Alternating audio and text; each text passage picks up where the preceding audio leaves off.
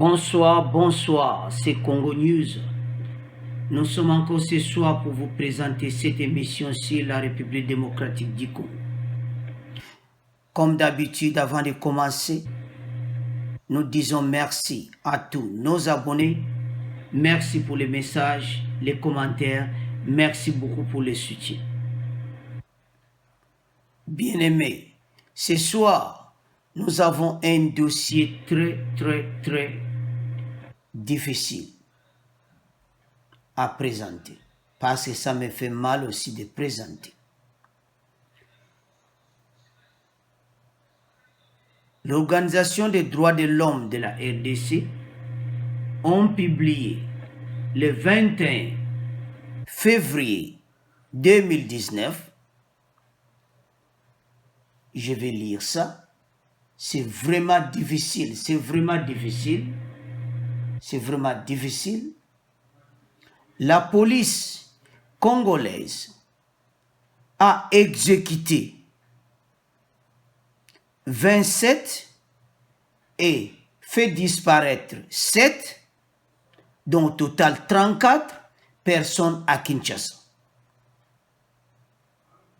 Exécution de la police a exécuté, dont massacre bien-aimé, 34 personnes, dont 27 confirmés, 27 exécutions, et 7 pour le moment sont disparus jusqu'à présent. Pendant la période des élections, c'est-à-dire avant les élections. Donc, pendant la campagne électorale. Des exécutions bien-aimées. Les disparitions s'inscrivent dans une campagne anticriminelle de la police congolaise nommée Opération Likofi 4. Elle visait des membres des gangs dans la capitale Kinshasa. C'est une campagne anticriminelle abusive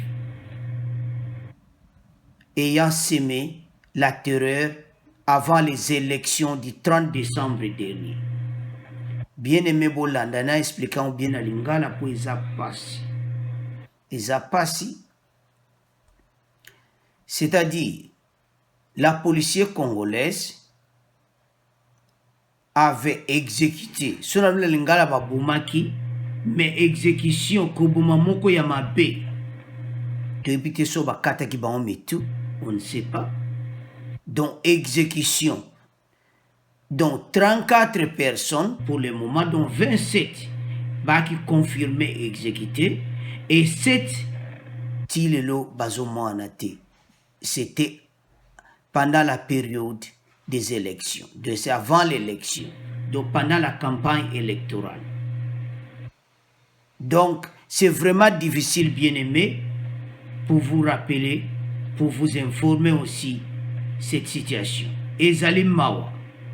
Donc, na moni pena tato yo, Kabila, do tato pena na moni CPI komona ye.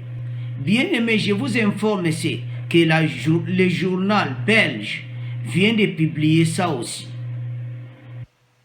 Le journal à Belgique va publier en gros que 27 hommes ont été exécutés, 7 autres disparus. Donc, c'est-à-dire, Tata Oyo pena kalate CPI, akomona CPI kalate. Ah! Banyama kakate, oza ko exécuter bango bongo avant élection. Mais wana ezaki plan na yo, moyeba ki plan ya Nzambeti. Donc, c'est pitié, bien-aimé. Cette émission de Salanga passe. Et Salanga pe mawa. Et Salanga mawa bien-aimé. Les organisations des droits de l'homme, dont les organisations des droits de l'homme, il y a RDC, suivez.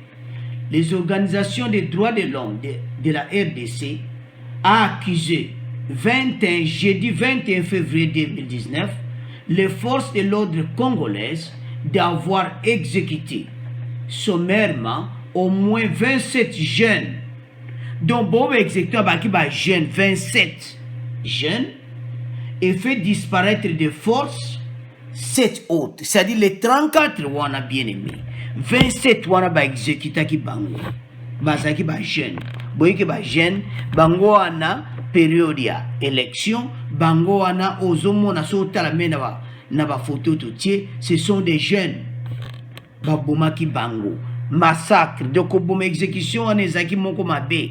Donc je vais lire ça bien aimé, je vais lire ça. Les agents de la police, souvent habillés en civil, ont appréhendé sans mandat des membres de gangs présumés la nuit à leur domicile et dans d'autres lieux dans la capitale. Dans de nombreux cas, la police a ligoté les victimes et leur a bandé les yeux et les a conduites vers des lieux non identifiés et les a tués. Je répète encore, les agents de police de Kabila, souvent habillés en civil, ont appréhendé sans mandat des membres des gangs présumés la nuit à leur domicile ou dans d'autres lieux. Dans de nombreux cas, la police a ligoté les victimes et leur a bandé les yeux, les a conduites vers des lieux non identifiés et les a tués. C'est-à-dire l'organisation à droit de l'homme na Kinshasa va dénoncer en fundi et pas présent Félix ba fundi yango. C'était le 21 ba fundi yango que pendant la campagne électorale, c'était avant l'élection, 27 jeunes ont été ligotés dont ba exécuta ki bango pe ba musu ba kangai ba ba banda misu ba memba ona ba place ku nzela ba okene ba yebite ba kepe kuna ba bomi bango. Donc pour le moment 34 oyo bazaye confirmé et puis bazana ba preuve nango. Organisation des droits de l'homme ya RDC. Et donc tato yo kalate penda CPI komona yo. Le kola ba journaux belge ba bimisi yango. Donc yo penda na moni kalate fo ba lokoto kalate. Le bien-aimé ezamawa pona ko rapporter émission oyo parce que salanga pasi komona exécution ya ndeko no congolais ba policier wana na ba gens faisana ba soldats na ndibete ka ba policier et cause la peine na ba force de l'ordre pour alobi les forces de l'ordre donc na ba soldats en civil par l'attaque ba nyonso ba civil. Donc ce ne sont pas que la police.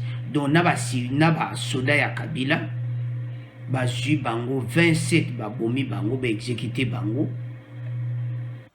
Et puis 7 autres ba même on a ba lié moko ba éviter tilelo nzela ba yebi côté ba kindati mais bazana ba preuve. Donc les organisations des droits de l'homme bazana ba preuve nango comment Kabila avait donné ordre à la police civile, la police en civil wana ba exécuter bande ko na biso ba congolais. À vous de commenter bien aimé bande ko na biso ba ko exécuter bango boyete. Alors ezali mawa alors bana Kinshasa bande ko ba bunga donc boyoka ke eza publié même na Kinshasa na ba journaux na biso botala bokomona eza publié que bazaki exécuté donc eza mawa. À vous de commenter. Au revoir et à la prochaine.